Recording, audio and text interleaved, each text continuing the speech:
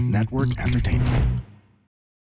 Yung ginamit namin dito is yung entire genomic sequence nung fungus.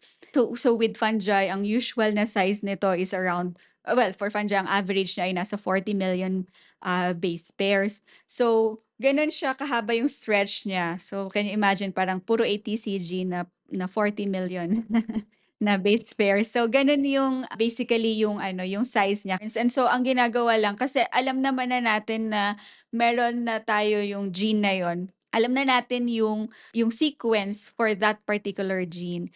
Tapos, hahanapin mo siya ngayon doon sa contiguous sequence na yon. So, parang imamap mo siya doon. Kung hindi ka nakagamit ng high computing power na node or na computers, ang tagal talaga niyang gawin. Sa tuwing nagbabasa kayo ng mga research papers, nagtataka din ba kayo kung paano ito naisipan gawin ng mga researchers?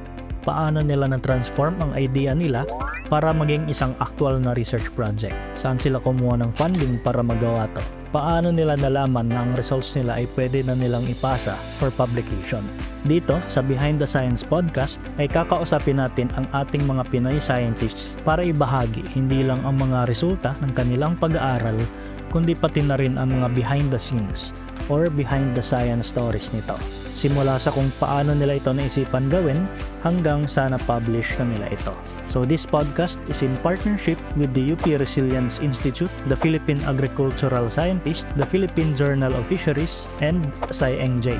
So ang UP Resilience Institute ay long-time partners na namin dito sa podcast. Nung nagsisimula pa lang kami, nandyan na sila para tumulong sa amin. At para lang sa kaalaman ng lahat, ako ngayon ay isang UPRI Research Fellow. The Philippine Agricultural Scientist is the first international journal in the Philippines and Southeast Asia in the field of agriculture. It is published by the University of the Philippines, Los Baños, College of Agriculture and Food Science. It publishes articles in the fields of tropical agricultural science and related areas including environmental science, food science, engineering, biotechnology, economics, rural sociology, development communication, agroforestry and silviculture, and marine and fishery science. The Philippine Journal of Fisheries is the official publication of the Department of Agriculture, National Fisheries Research and Development Institute. It covers all aspects of fisheries, both in basic and applied sciences, as well as related fields of studies such as capture fisheries, aquaculture,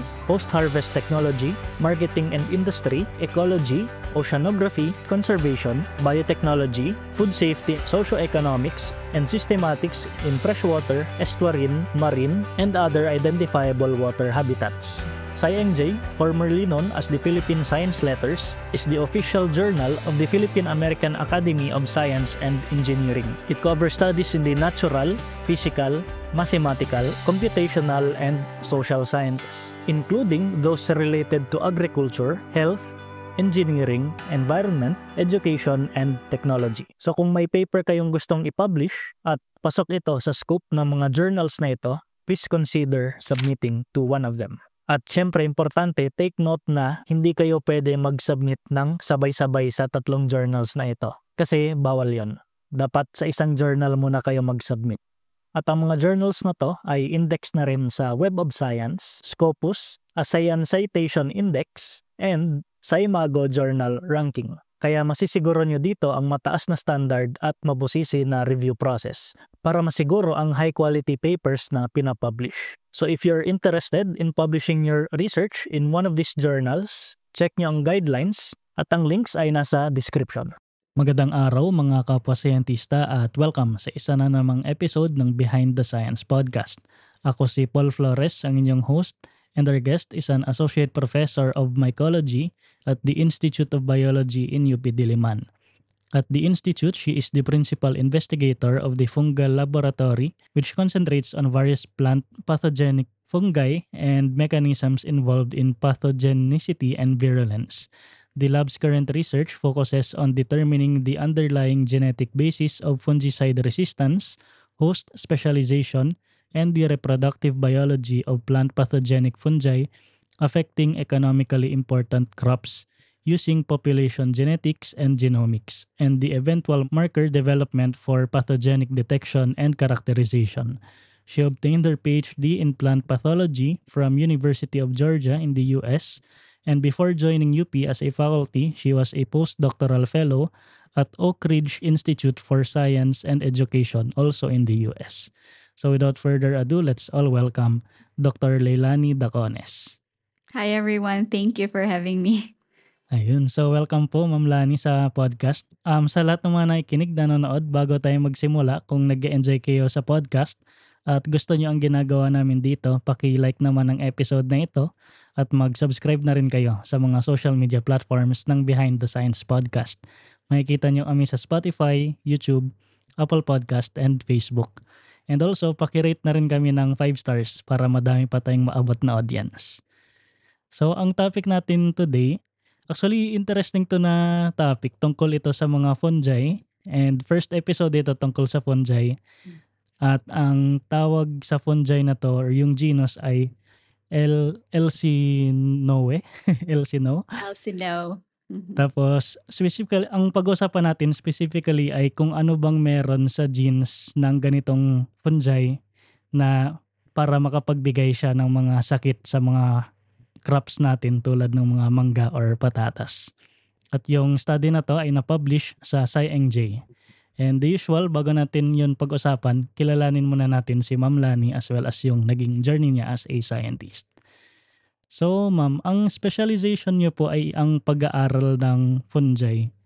So bakit naman po kayo nahilig sa ganitong field of study? Oo nga.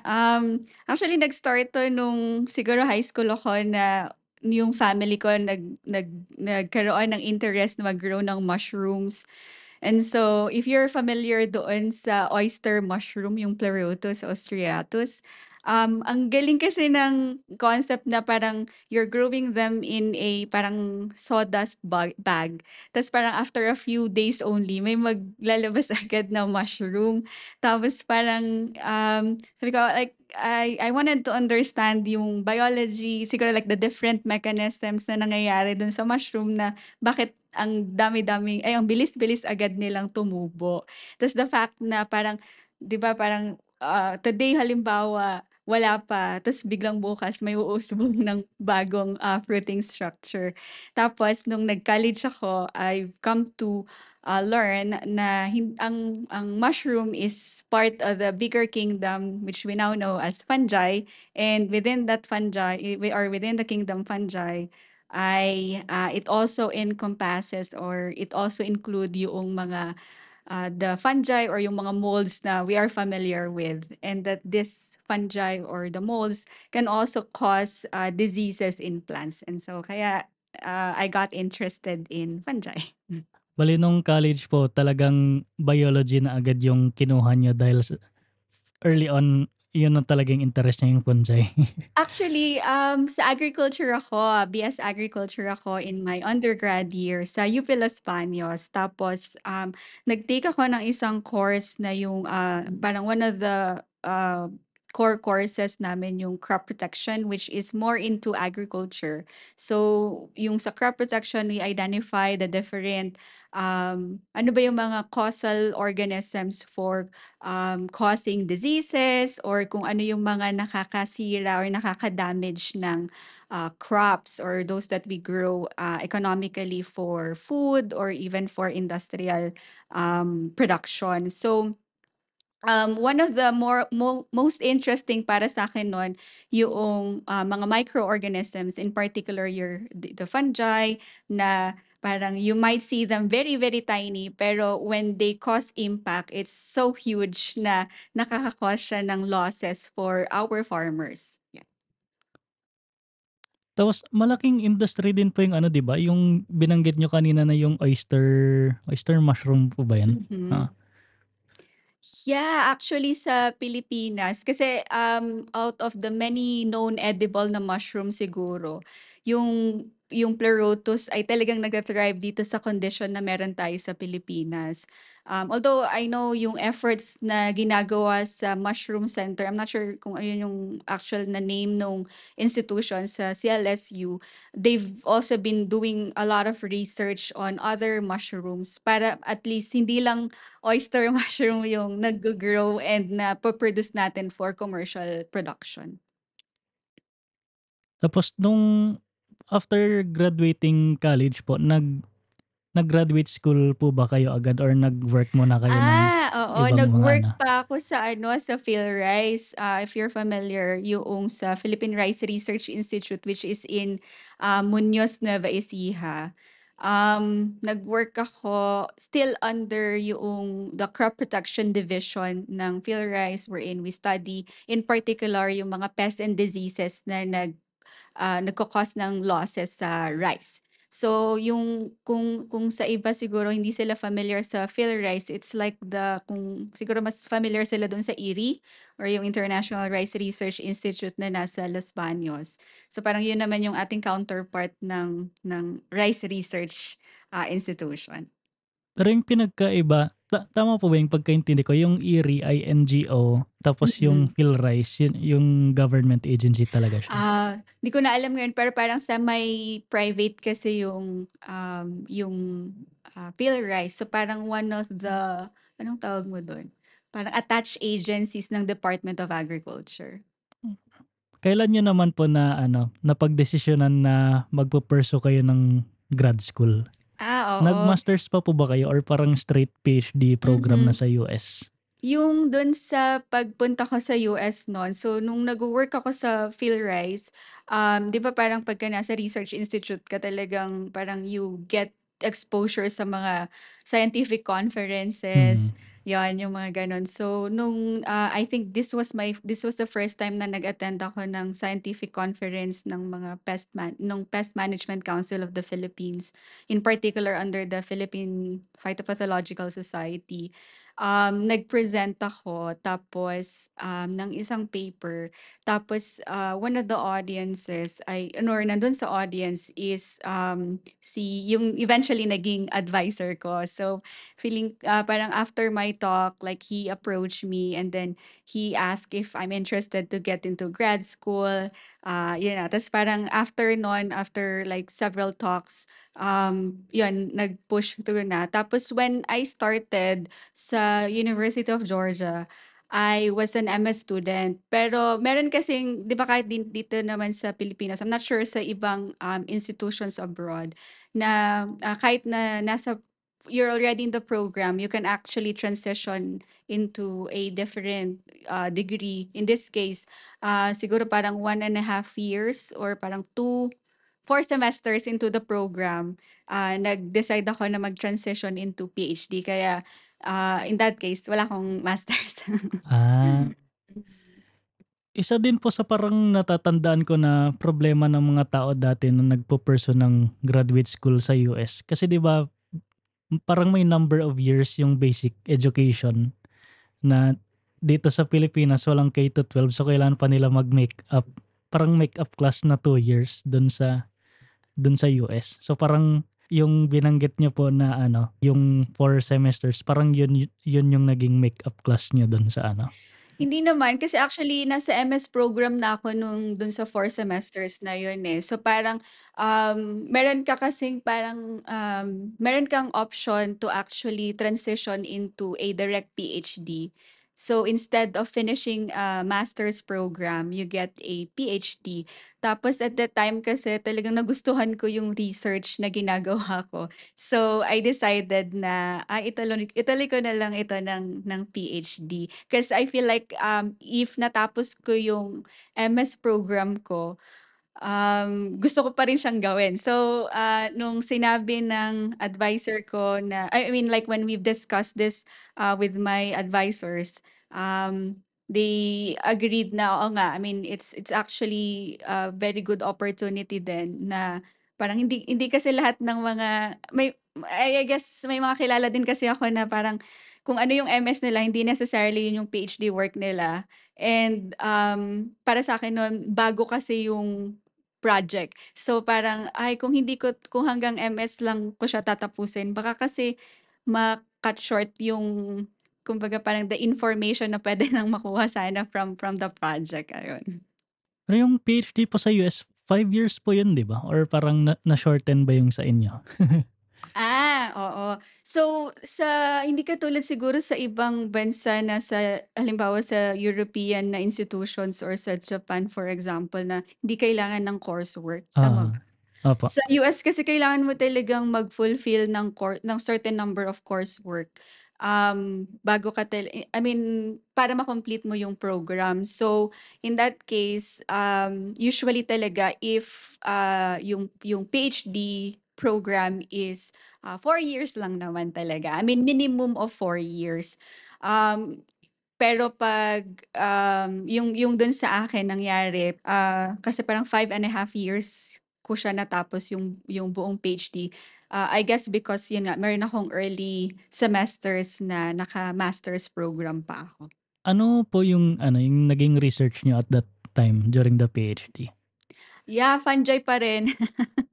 Ah, pero in this case, so merong bagong disease nun sa cotton. So I have to say it differently kasi doon parang, "Oh, you're not gonna finish the program if you're not gonna pronounce it properly." Kasi parang they have to yung parang they have a certain way to say it. So yung may bagong disease nun on cotton tapos, anong tawag mo dito, parang supported yung project ng Cotton Incorporated. If you're familiar yung mga gumagawa ng mga yung usual na t-shirt, yung mga ganun. So, na may sakit na ta's talagang, nakaka-cause talaga siya ng losses and we wanted to understand yung genetics nung pathogen na nagko-cause ng disease na yon sa cotton.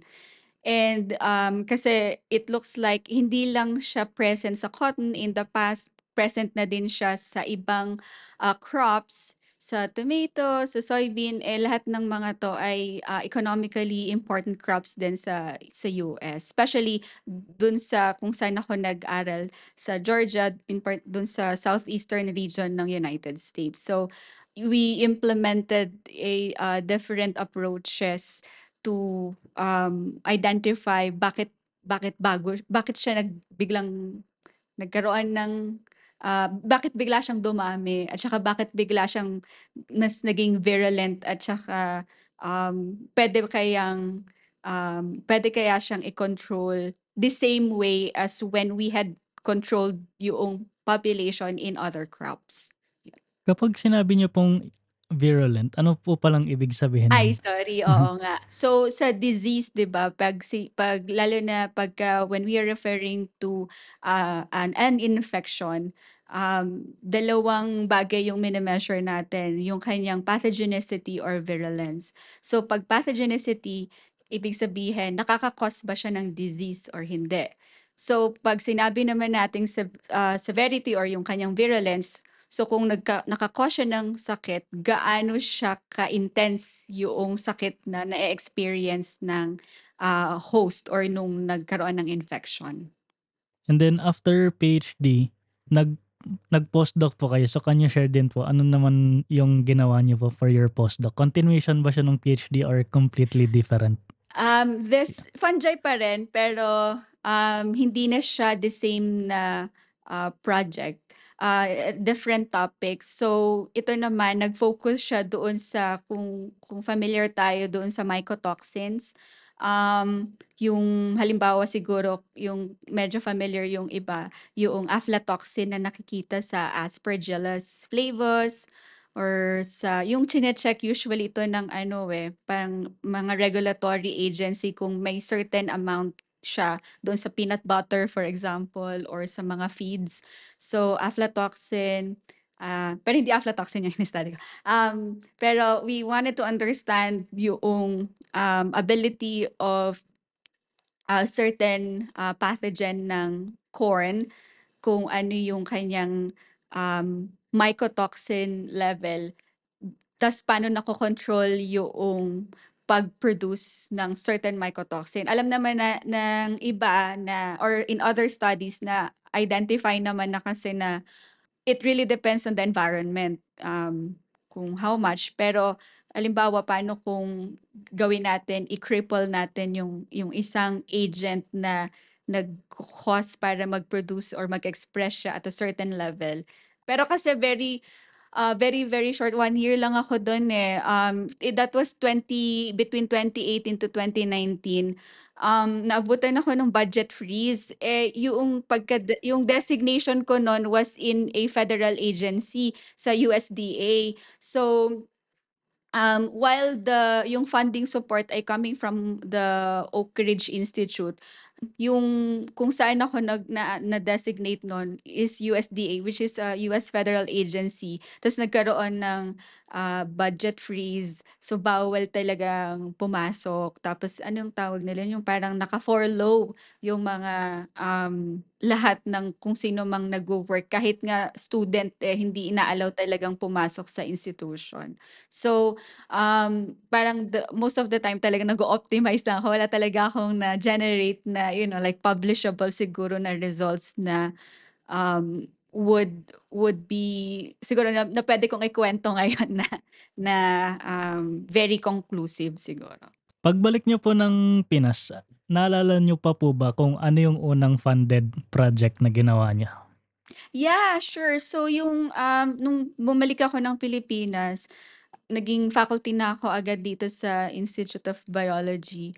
Tapos yung una kong project is with a UP-funded project, yung Natural Sciences Research Institute na funding support.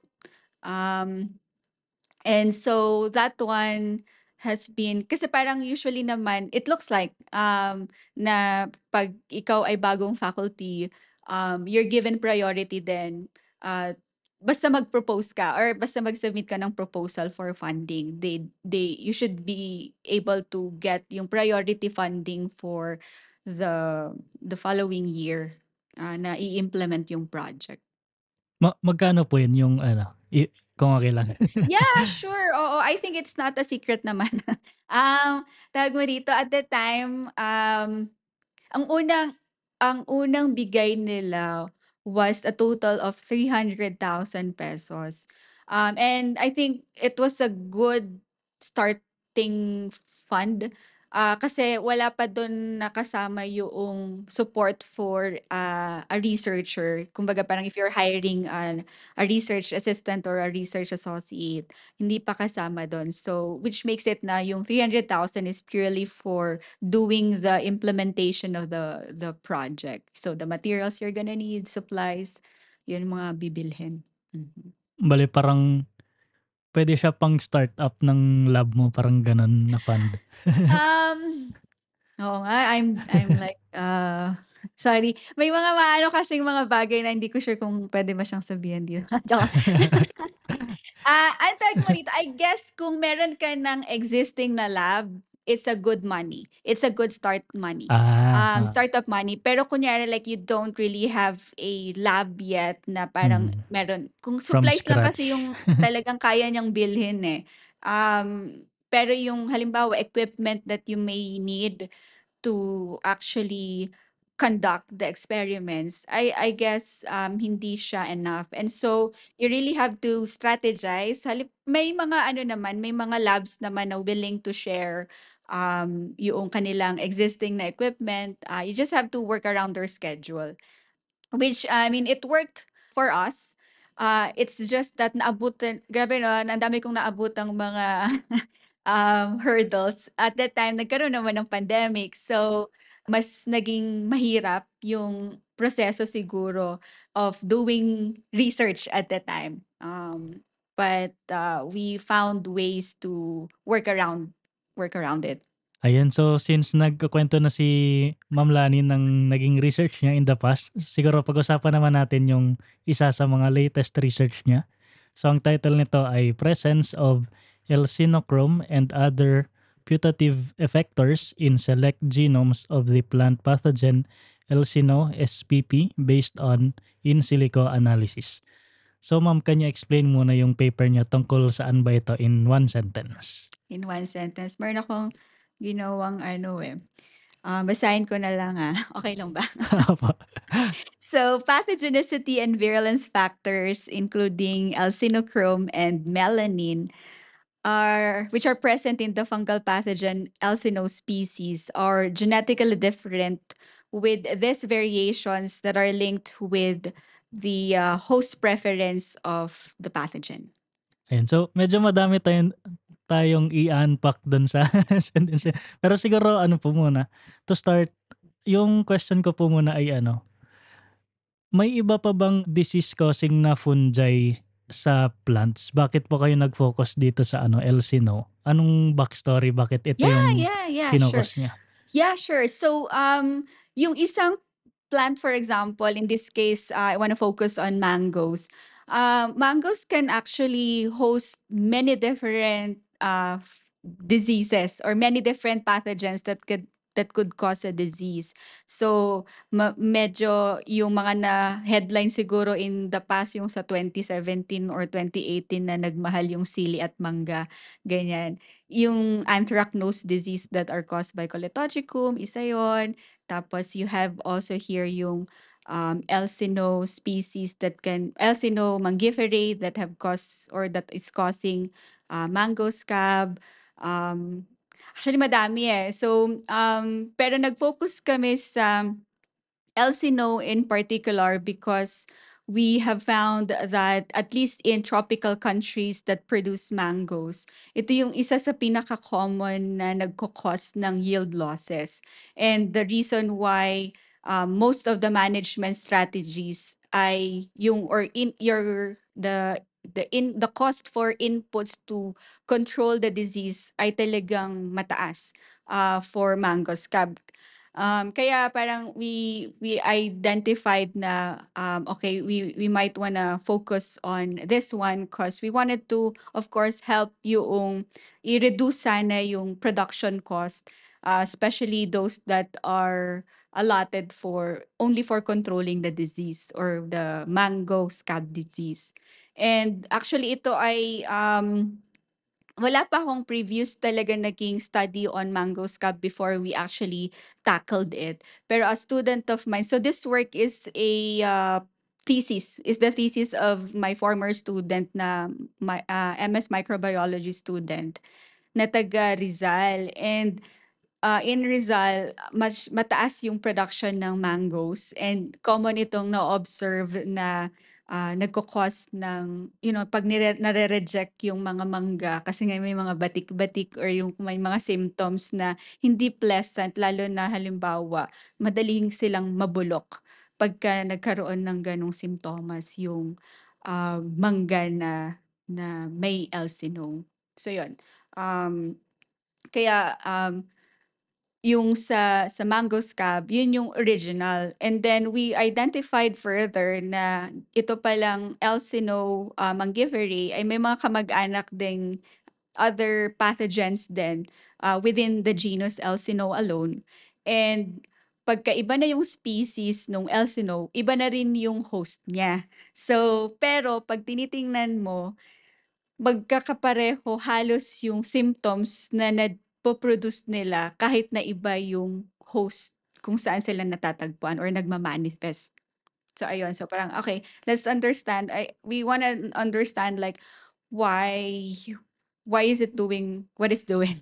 Dun po sa title niyo, may term po kayo na in silico. Ano pong ibig sabihin ng in silico? Yeah, sure. So this is in comparison to yung actual na wet lab experiments. Ito yung parang siguro dry lab counterpart ng experiments. So most of the things that we do or the things that we do to investigate is really highly computational. So we use in this case yung in silico dito is yung the DNA sequences or the genetic data of the pathogen.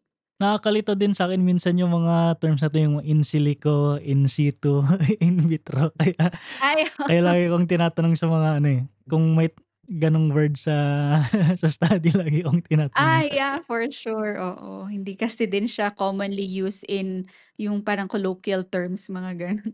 Tanong ko lang po kung tama yung pagkaintindi ko so far. So bale, yung DNA sequence nandun na siya sa naka-store na siya sa isang computer tapos yun yung inanalyze niyo imbes Mhm. na parang gumawa ng mga traditional experiments na talagang may tawag dun, hindi siguro, live sample ba yung tawag? Yeah, for sure, oo.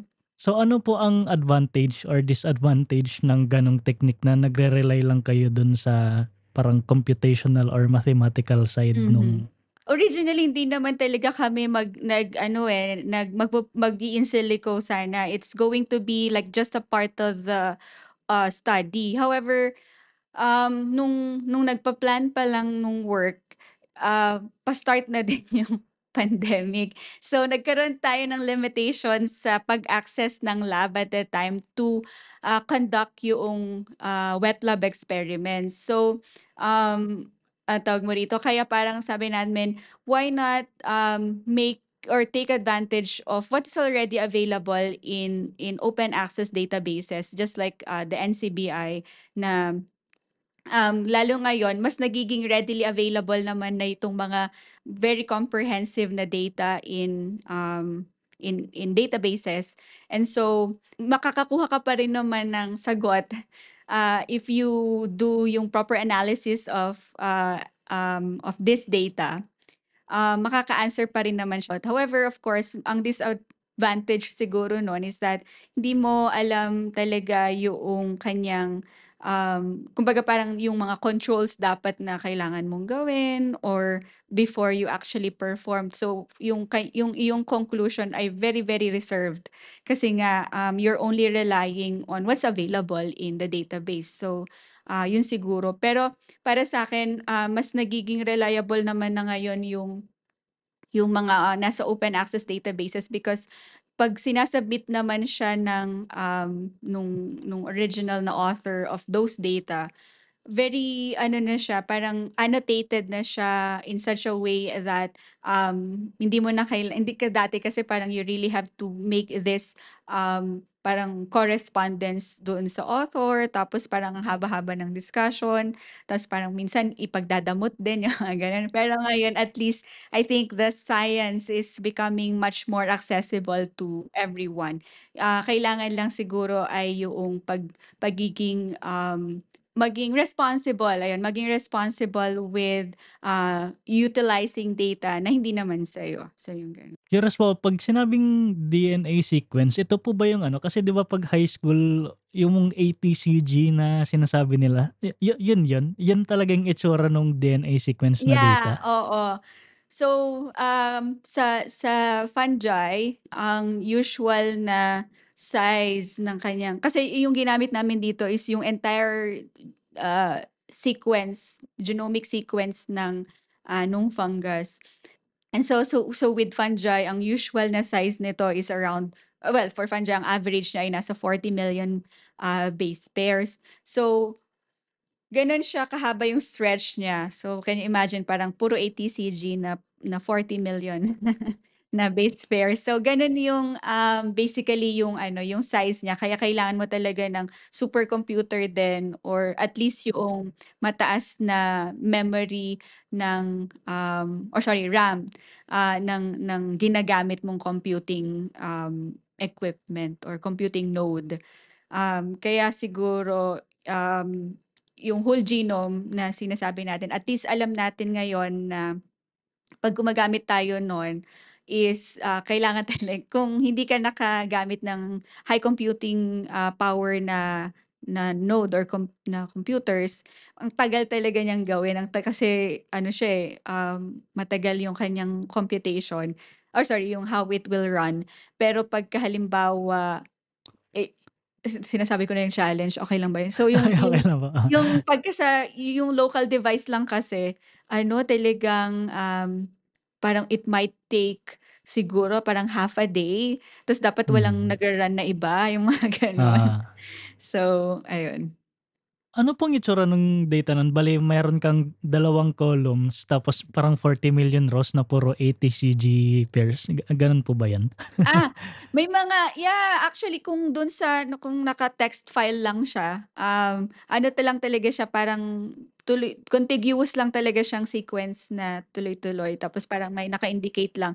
Pero siyempre, yung tawag doon sa format niya is FASTA format, yun yung universal na format for DNA sequences. Tapos, 'pag binuksan mo siya for anong tawag mo dito, like in a software program for example na kayang basahin yung FASTA format na yun, mag-a-appear siya na yung how the bases are called. So, may mga peaks din, ganyan, to determine na, tama yung calling. Ito yung probability na ito yung tamang nucleotide sequence for that position, gano'n. So yung ginagawa niyo pala na yung biology na 'to parang may intersection na rin siya dun sa data science, data analytics, parang gano'n, gano'n? Yeah, yun nga yung maganda, eh, kasi parang dati, 'di ba parang we have to do it naabutan ko pa yun yung mano-manong magko-compute nung mga ganyan tapos at tagal.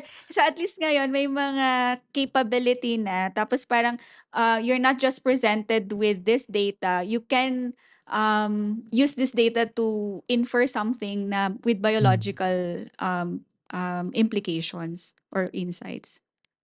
ayun. So far po yung pagkaintindi ko bale meron kayong DNA sequence tapos parang hahanapin niyo yung genes na parang, yun yung nagbibigay nung sakit dun sa Mingo. So, paano niyo yun actually hinahanap? Like may specific patterns ba dun na hahanapin niyo para masabi na gano'n siya? So, yeah, tama yun 'no, yung may specific patterns and so ang ginagawa lang kasi alam naman na natin na meron na tayo yung gene na yun or for example in that case yung sa L-synochrome. Alam na natin yung sequence for that particular gene and, mo na lang siya from the database tapos hahanapin kasi galing siya sa ibang, fungi for example. Tapos or sa ibang strain or something. Tapos hahanapin mo siya ngayon doon sa contiguous sequence na yon. So parang ima-map mo siya doon, saan siya Ah, nagkapareho doon sa contiguous sequence na yon. Tapos 'pag na nag, pagka nag-result into a match, then, we can say siguro na, it's there, it's also there.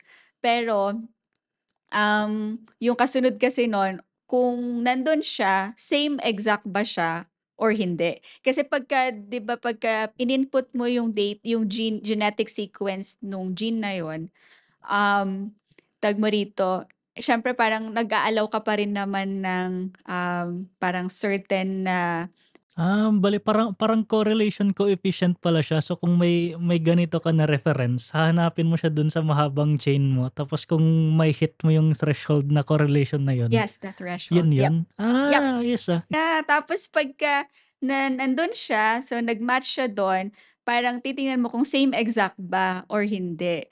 So, kasi parang 'di ba parang may certain threshold ka lang naman and so yung mga variations, halimbawa yung kung tinatawag nating polymorphic sites, ano yung ibig sabihin nung polymorphic sites na yun? So, you also infer something from what you found. Pero paano niyo po ide-decide yung threshold na yun kasi depende kung anong ise-set niyo na threshold dun yun rin magdi-dictate kung ilan yung makikita niyo na pairs. That's correct, oo. So, ang threshold usually ay meron naman ng, standard na threshold for this, especially if, halimbawa kung galing siya sa ibang species, halimbawa dapat up to, um, acceptable yung 70% for example na similarity, okay. Pero pagka halimbawa the same species, for example, then, or not the same species, but the same, kumbaga parang kamag-anak pa rin naman na close relative, then you might need to have it increase, yung kanilang dapat na similarity, etc. So it really depends on, those aspects. Pero meron naman ng, standard. And so, following the standard of course, meron pa siyang, further na, curing para at least makita mo na talagang, hindi siya halimbawa kasi may mga instances na lalo na pagka short segments yung mga hinahanap, may tendency kasing maging kalat pala siya sa entire genome, ganyan. So, or the entire, DNA sequence kaya may certain ka ding aside from the similarity, yung parang letter per letter, kailangan mo ding hanapin kung saan yung exact na position niya. So that's another criteria. Ayun. So, medyo madami na kaming na-discuss sa methods. So, can you share din po ano yung nakita niyo naman dito na results? Oo. So, doing that, we were able to find na si alcinochrome, which is a known pathogenic as well as virulence factor in alcino. Present siya sa lahat ng alcino, pero nagkakaiba-iba sila depende sa species, which of course we know that the different species ay kaya sila magkakaiba ay dahil nag-evolve sila differently. But what's interesting is that yung kanilang evolution or like how they have um yung kanilang trajectory with divergence is most likely dictated by the host. Kasi each of these different species ay different host and that yung variation nila in terms of the alcinochrome sequence and the melanin sequence is very different across the different species. So, for example, may mangga ka, may specific species lang na umaatake sa ganong mangga. Tapos kung may ibang prutas ka, may specific species lang din na umaatake sa gano'n. Correct, Ah, correct. Parang siguro we can liken it to something na 'di ba if naalala natin yung with COVID, 'di ba kahit na same tayong humans as host, magkakaiba yung ating pag-perceive ng virus. And so depending on the protein that interacts with the virus protein and the protein na meron tayo sa as a immune response, ganun din sa kanila. So, kung ang pathogen ay meron siyang virulence factor, si mangga for example ay meron ding tinatawag na susceptibility factor na mag-i-increase or magde-decrease ng chance na magkaroon siya ng sakit or hindi. parang tao din pala kung malakas or mahina yung immune system niya, parang gano'n. Oo, oo, oo. So gano'n din sila. So halimbawa, 'pag ganito yung sequence ng parang siguro to put it simply, more, di ko alam kung simply pero, I'll just try. So halimbawa yung ganito yung sequence ng alcinochrome mo na galing sa mangga, most likely sa mangga lang siya magkakaroon ng interaction na magre-result into a disease. Pero 'pag halimbawa itong sequence na 'to ay associated lang sa galing naman sa onion or sa whatever, hindi siya makaka-cause ng disease sa mangga, pero sa onion lang. Dahil ito lang yung parang ano 'no, yung sa enzyme and yung kanyang catalase, ito yung sa galing sa pathogen, ito naman yung galing sa host, magkakaroon lang ng interaction na magma-match sila pagka ito yung galing sa pathogen at ito yung galing dun sa host. Curious din po pala ako, 'di ko alam kung na-lost ako, pero kung mangga lang po yung inaral niyo, paano niyo nalaman na ano, may Ah, iba-ibang species for different yeah, plants? yeah, for sure. Sorry, actually yung sa inaral is not only Elsinore mangiferae, we also looked into other Elsinore species and that's how we identified na it's actually dependent on the preference of the pathogen. So halimbawa, si Elsinore mangiferae is the one causing disease in mango scab.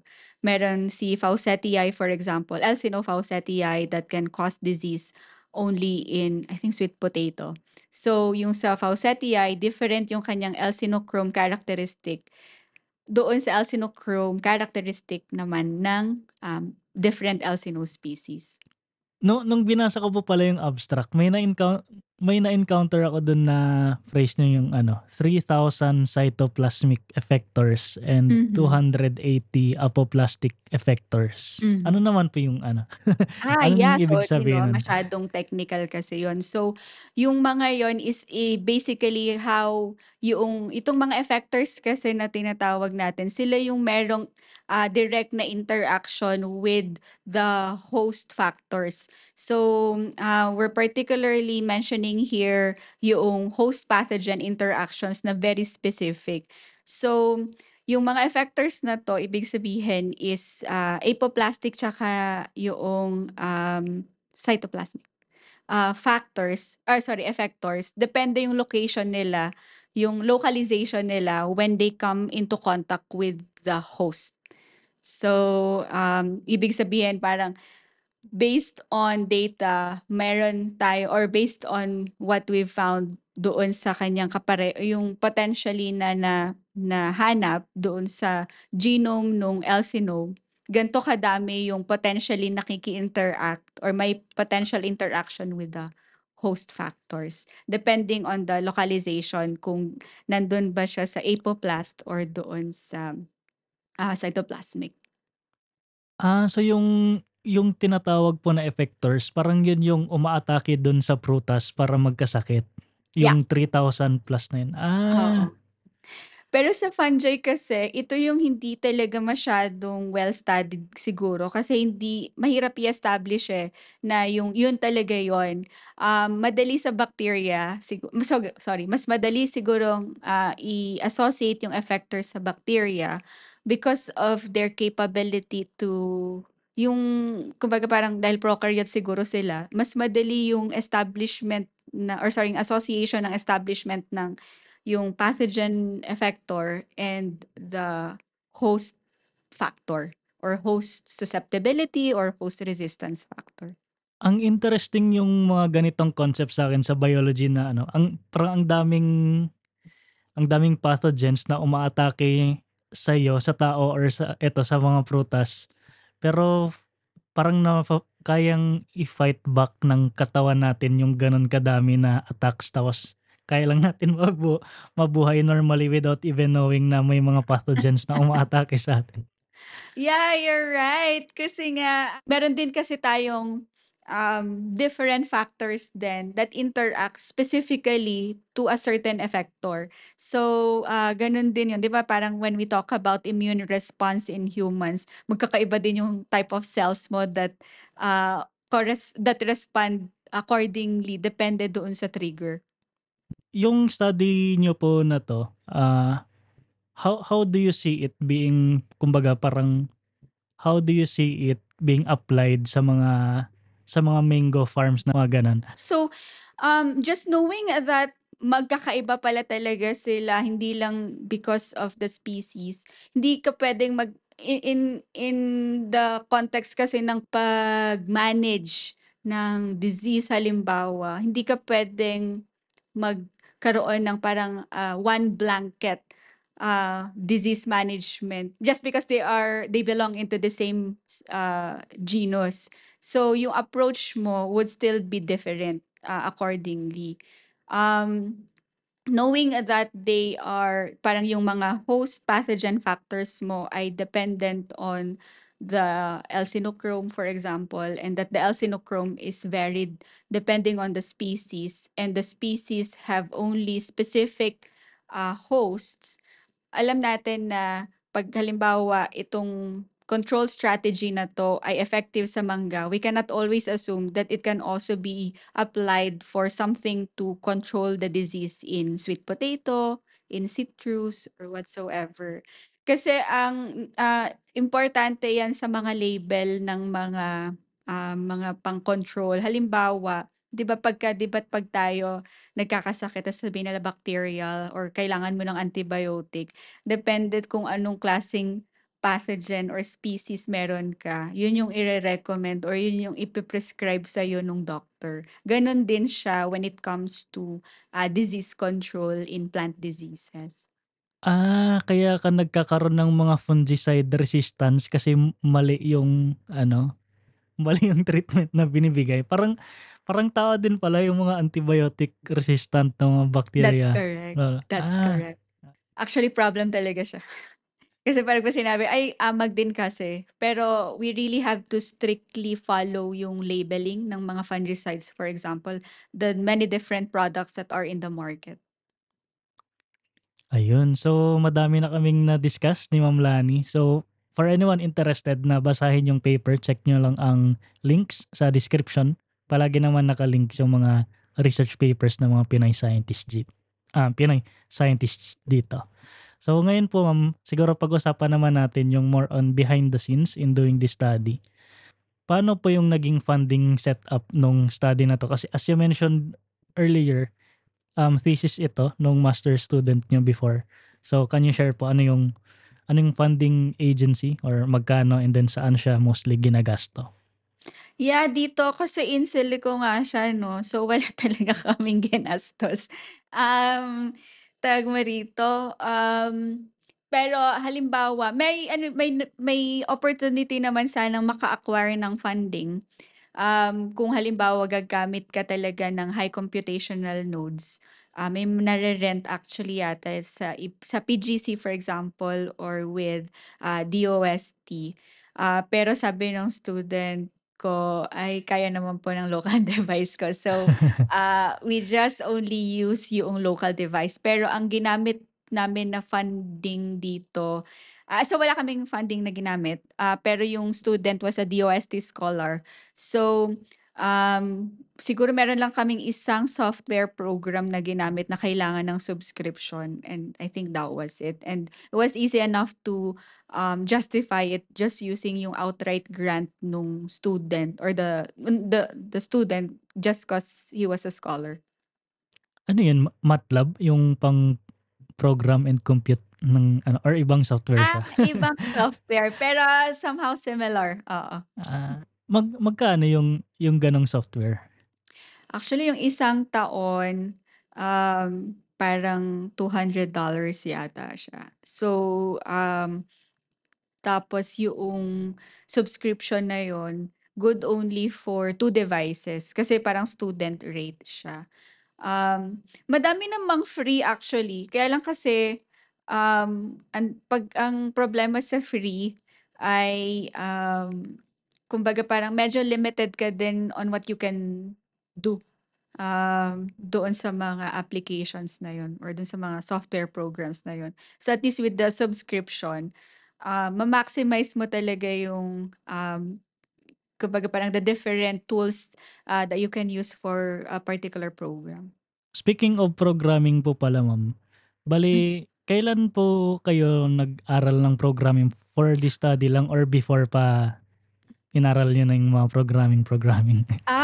Nung sa PhD ko kasi kailangan kong gawin, hindi naman siya programming, meron nung sa UGA kasi meron ng mga courses na bioinformatics, and so I took courses na very basic lang naman, bioinformatics courses.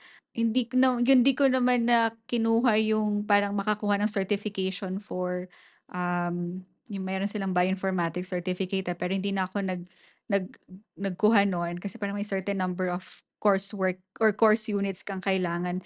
Pero in this case yung up to the level lang na na yung magagamit ko. Pero I highly encourage kung meron ng opportunity. And I guess grabe din yung pagsikat nung ano, yung data science, mga programming na yun nung time nung pandemic, kasi nasa bahay lang lahat ng tao. Correct, So, correct, dahil correct. tayong mag-aral ng programming. Hmm. Kahit ako nung pandemic lang din ako natuto Oh, mag-program. So, cool. yeah. Do you Tas like it? Python naman yung Python naman yung Nice. ginagamit ko. Feeling ko ang daling matuto ng programming ngayon kumpara 10 years ago. Kasi ngayon may mga LLMs na rin, may ChatGPT. So, Correct. ako yung ginagawa ko, gagawin ko lang yung basic code. So, as you mentioned ma'am, 'di ba, parang dapat may basic knowledge ka lang. Yeah, meron kang Tapos foundation dapat talaga. ilo-load mo kay ChatGPT, bigyan mo siya ng specific instruction na, for example, from this basic code, gawin mo 'tong loop. Parang Yeah, yeah. i-iterate mo for this for this range of Alam values. mo wala na ngang excuse na ano, ng frustration para sa'kin kung may gano'n ng mga Hmm. pero, iba-ibang pinagdadaanan ng tao. Tsaka ano, 'di ba, like aside from, yung mga AI tools na 'yan, 'di ba parang you also have yung at least with GitHub for example na nagde-deposit doon yung mga nagko-code. So, parang may quick access ka din talaga if you really are still very confused, oo. So, ayun, for sa mga students na nakikinig, nanonood, malaking asset ngayon yung That's may correct. basic knowledge kayo sa programming. That's correct. I think this is also the direction na para at least metadata analysis kasi as in napaka talaga niya, very comprehensive yung makukuha mo. And you're not just looking at the level of, like itong study ko lang. Parang ganun. It allows you also to, collaborate with other researchers worldwide. Dito po sa study nyo, ano po yung mga matatawag nyo na memorable na good and bad experiences in doing it? Hala, hindi ko alam actually. Pero hindi ko sure kung bad. Pero siguro yung challenging lang siguro talaga yung yung well, not challenging. Pero yung sinabi natin kanina earlier when we were working on with in silico data, it's not yours. So wala ka, yung kumbaga parang yung gusto mo sana na maging daloy ng kwento mo para makumpleto mo yung the story about Elsinore, for example. You can't really do it with with the data that you work on with. So yun yung parang siguro something that na-limit yung potential ng study. And at the same time siguro yung mas madali yung pag-access sa mga supercomputers. At tsaka hindi na siya yung kind of bureaucratic. I mean, may way kasi pero I wasn't expecting siguro na ganito siya, na ang dami mong paperwork na kailangang gamitin just to access a supercomputer. Kino-compare ko lang 'to dun sa US, for example, na alam ko parang kuhanin lang nila yung parang mag-email ka lang na, "I need access," ganyan. "Do you have a project?" "Oh, charge it in this project." Ganun lang, pero dito parang meron kang through channel endorsement pa of so many other people, pero in the end ikaw lang din naman yung magbabayad. Sorry, yun yung memorable ko na naging mas aware ako sa bureaucracy. Pansin ko din nga po yan, ma'am. Parang 'pag sa Pilipinas, I mean sa dito, I mean sa mga naging guest dito na nagkaroon din ng experience doing research abroad, isa din talaga yan sa mga napapansin na malaking difference na sa Pilipinas madaming layers ng mga yung mga admin processes, mga bureaucracies. Totoo. Pero 'pag dito sa sa abroad mas mas chill yung mga mas chill Exactly. yung mga requirements. Exactly. I mean, I understand that like parang transparency and all that. Pero I feel like may mechanism dapat na ma-develop na, um, it should not be guided by mistrust. Parang Oo, oo nga po, parang pagkatiwalaan niyo naman ako, yung mga Oo, pulitiko nga natin diyan, hindi hindi no comment na lang, baka baka ma-extend exactly. pa yung episode. Yeah, I understand. Dito po sa study niyo, at what point did you realize na yung data na nakuha niyo sapat na siya na ipasa for publication? Actually, nung beginning pa lang na ginagawa, nung kina-conceptualize pa lang yung study, parang naisip namin na parang ang hirap maghanap ng literature. And siyempre, ang goal naman lagi is that kailangan magkaroon ka ng data para at least magkaroon ka ng policy recommendation. And so, nung nakita namin na parang, well, siyempre parang may very kumbaga parang may restriction pa rin naman with the conclusion that you can obtain from it. At least meron na parang pwedeng maging magamit na, like peer-reviewed siya. Mape-peer review naman din siya. So, mapapa-improve pa rin naman yung how you discuss your points. Kasi may novel findings something that it was not there before you started the work. So, and yung novel findings na na-obtain from this study is, I think, something that would be already useful, especially in developing strategies that would help our farmers. Moving forward po, ano yung mga plans niyo for this research? May continuation ba 'to or Ano yung next step? Oo, wala pa kasi kaming funding to support this work. Dahil wala pang funding ngayon, we can't really proceed yet. Wala, hindi man ako mayaman to actually fund this just using my own pocket money. But ideally, the direction moving forward is to be able to confirm kung ano yung nakita natin in silico. Is it really something that we can also expect to see with the local isolates na when we take a look at them, um, mako-confirm natin na totoo. I mean, you validate those in silico results into something na makakapag-wet lab experiment ka and then be able to get the same results. And then expand further on, hindi lang doon sa makita mo yung gene doon sa local isolates, but you'd be able to test also no, pagka tinest mo siya sa mangga, pagka tinest mo siya sa different hosts, ganun pa rin yung magiging resulta niya. Parang ano na siya, parang ground truthing nung na-observe niyo Yeah, yeah, mathematically. yeah, which is exciting. Ayun, so before we let you go po Ma'am Lani, ano po ang mga maa-advice niyo sa mga aspiring researchers?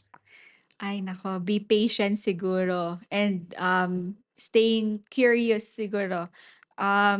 May mga tanong tayo na parang alam mo parang minsan iniisip ko nga pagka nagde-develop kami ng or nagko-conceptualize parang ang stupid naman ng mga tanong na 'to, ganyan. Pero eventually, parang if you read more on it, it's not really stupid at all. Actually, parang if you motivate yourself na, is it something that can help, halimbawa, ma-alleviate yung problems natin with food security or food safety or environmental sustainability. I feel like your curiosity is so much more ignited at saka nasu-sustain siya. Kaya yun siguro, stay curious and yung being patient about your curiosity as well. Especially pagka nandun ka na sa process of doing it or implementing the methods that you needed to be able to investigate the work. And pagka naka-generate ka na ng results, hindi ibig sabihin that's the end of it. Kaya nga stay curious kasi pagka na-answer mo yung isang tanong, most likely madadagdagan pa yung mga tanong mo. May follow-up palagi. Mm. And then, last question po, do you have anything to promote? Ay sana magkaroon ng may ipo-promote, parang product 'no? But I would like to promote yung, sana magkaroon ng increased support for researchers.